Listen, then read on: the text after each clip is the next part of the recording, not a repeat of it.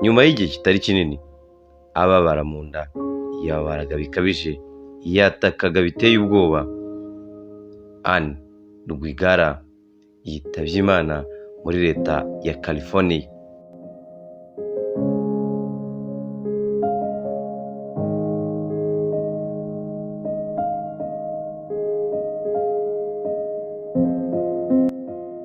Reka mbahe ikaze bakunzi b'ibiganiro byacu bitandukanye, ndetse mumeze kwifuza kugira ibihe byiza. Abameze neza mukomeze musoze umwaka neza, ndetse abatameze neza namwe mukomeze kwihangana, kubera ko buri munsi tuba tunyura mu bihe bitandukanye. Hanyuma ku munsi w'ejo nari nababwiye ko amakuru avuga yuko Anne Rwigara Uwamahoro yitabye Imana, ariko mu by'ukuri ntabwo nigeze mbabwira icyaba cyamwishe. Hanyuma rero zimwe cyangwa se umwe mu nshuti zo mu muryango we wa hafi, nk'uko tubikesha BBC Gahuzamiryango, akaba yagize gutya ati icyamwishe ni iki ngiki. Yanyuzemo aravuga ati ntabwo yarwaye igihe kinini, yapfuye ababara mu nda.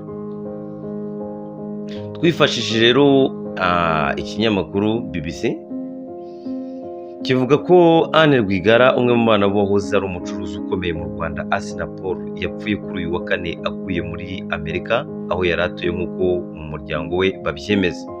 Umwe mu bantu ba hafi b'umuryango wabo yabwiye BBC ko yapfuye nyuma y'igihe kitari kinini ababara mu nda, aho yari atuye muri leta ya California. Umubyeyi we Adeline Rwigara uba i Kigali, mu nyandiko yabwiye BBC yagize ati ntiyarwaye, ni iminsi ngahe gusa, ni amayobera gusa.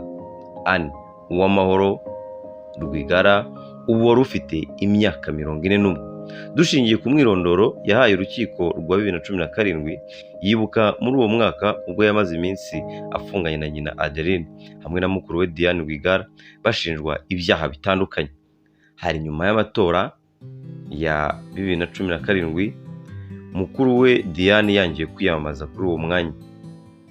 Kugeza ubu nta makuru arambuye aramenyekana aho azashyingurwa, gusa igihari cyateye urupfu rwe nuko ngo yaba yararibwaga mu nda bikomeye cyane.